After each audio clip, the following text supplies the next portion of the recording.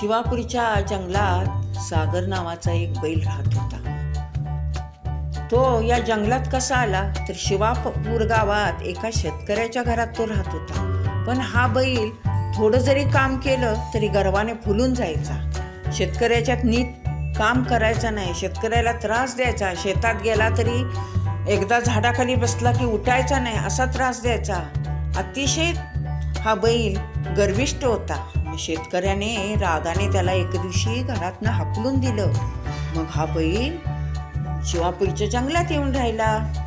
जंगलात राहिल्यावर काय झालं, जंगलात पण तो नीट राहीना. सगळ्या प्राण्यांना पक्ष्यांना त्रास द्यायला लागला. आणि तो सारखा म्हणायचा, पळण्याची शर्यत माझ्याबरोबर लावायची, सगळ्या प्राण्यांनी म्हणायचा.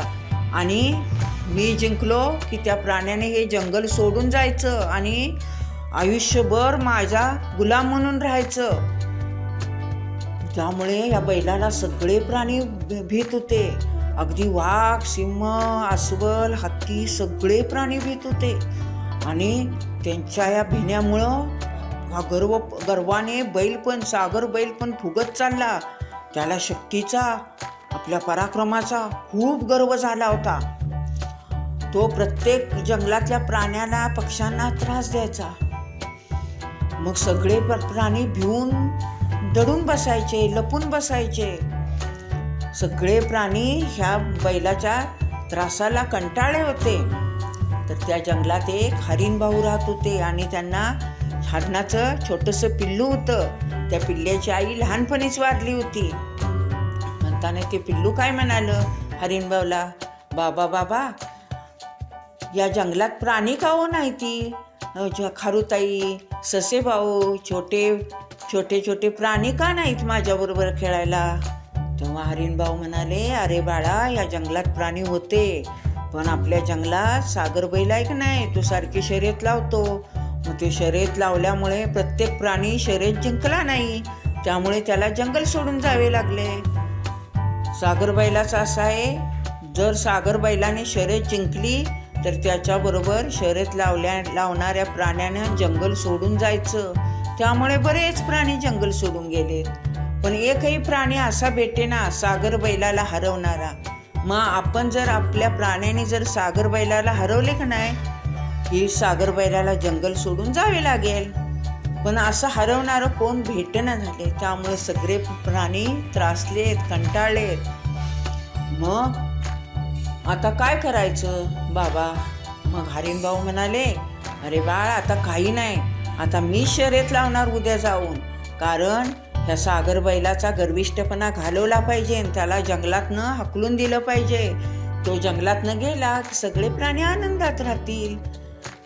मग ते पिल्लू म्हणालं, बाबा तुम्ही नका जाऊ, तो तुम्हाला मारून टाकेल. नाही रे बाळा, मी शर्यत जिंकणार आणि मी जाणार. कारण सगळ्या प्राण्यांचा जीव धोक्यात आहे. प्राण्यांना सगळ्या वाचवाय पाहिजे, त्यासाठी मला शर्यत जिंकलीच पाहिजे. असे म्हणून हरिण भाऊ आणि त्यांचं ते पिल्लू दुसऱ्या दिवशी शर्यतीच्या ठिकाणी गेले. सागर बैल उभा होता, माकड दादा, नंतर अस्वल मामा, हत्ती दादा सगळे उभे होते. मग हरिण भाऊनी सांगितले, सागर बैलाबरोबर मी शर्यत लावणार, मी जिंकणार. सागर बैल लागला हसायला, अरे हरिण भाऊ, तू शर्यत जिंकणार? अरे काय बोलतोयस, भले प्राणी माझ्यावर शर्यत जिंकली नाही, तू काय जिंकणार आहेस? मग हत्ती दादा, माकड दादा आणि अस्वल मामा म्हणाले, होय, अरे हरिण भाऊ, तू या फंदात पडू नकोस. हा बैल तुला शर्यत जिंकून देणार नाही आणि जीव आपला प्राण गमवू नकोस. म्हणताना हरिण भाऊ म्हणाला, नाही हत्ती दादा, मी शर्यत जिंकतो, आपल्या सगळ्या प्राण्यांचं संकट घालवतो. म्हणजे हा सागर बैल हरला की जंगल सोडून जाईल. मग शर्यत सुरू झाली. हत्ती दादा चित्कारले.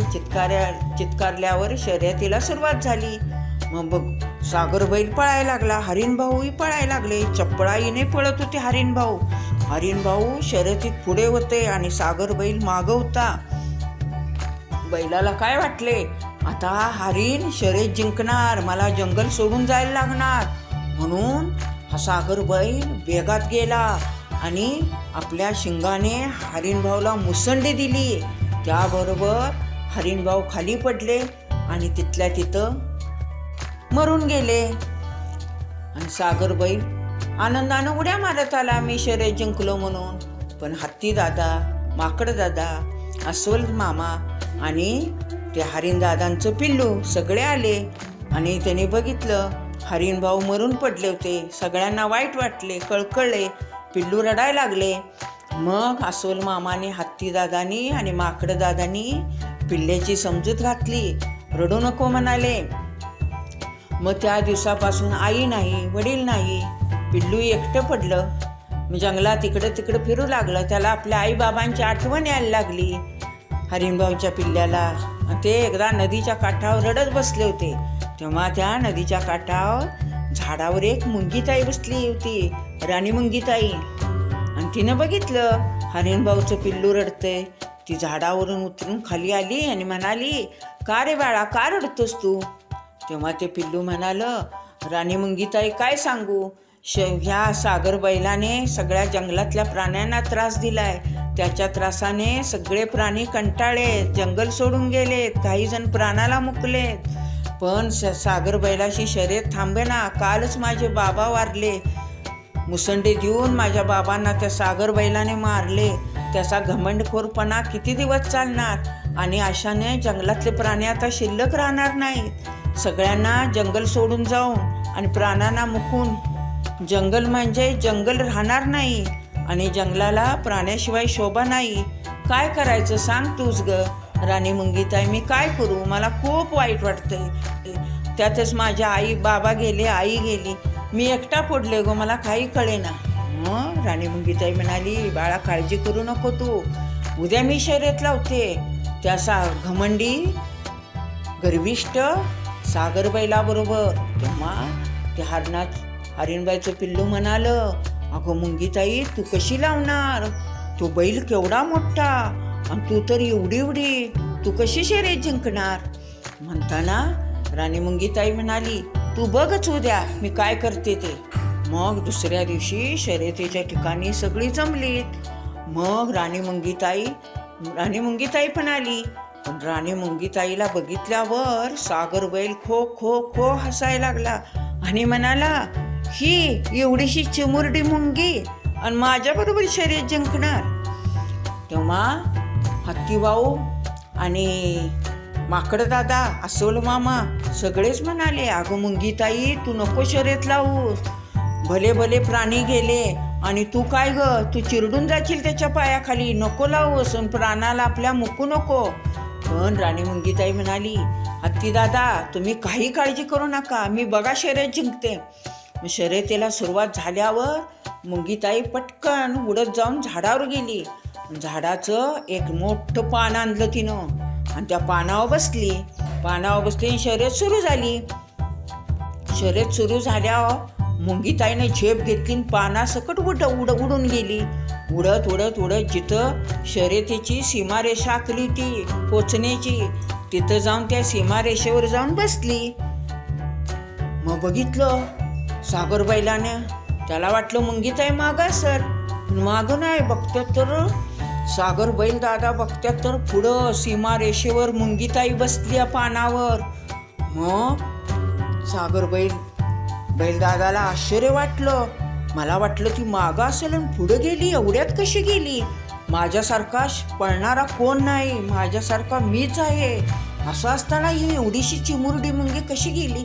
आता काय नाही, ह्या मुंगीला पायानं मी चिरडणार असं म्हणून सागर बैल दादा का नाही भराभरा पुढं गेले आणि आपला पाय मुंगीच्या अंगावर टाकणार. तेवढ्यात मुंगीताई पानासकट भुरकन वर उडून गेल्या. मग सगळ्यांनी बघितलं मुंगीताईने शर्यत जिंकली होती.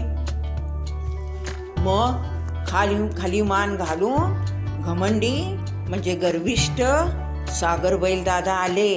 हत्ती दादानी, अस्वल मामानी, माकड दादानी, इतरही प्राणी जमले. सगळ्यांनी सांगितले, आता तू मुंगीताईने शर्यत जिंकल्या, त्यामुळे सागर बैला तुला या जंगलात राहण्याचा अधिकार नाही, तू इथून निघून जा आणि जेवढ्या प्राण्यांना बाहेर हाकललेस त्यांना इकडं बोलव. मग सागर बैल चुकलं माझं म्हणला आणि जंगल सोडून निघून गेला. मग सगळे प्राणी जंगलात आनंदाने राहू लागले. एवढ्या मुंगीताईची, छोट्याच्या मुंगीताईची किती मोठी करामत बरं. मूर्ती जरी लहान असली तरी कीर्ती महान असते.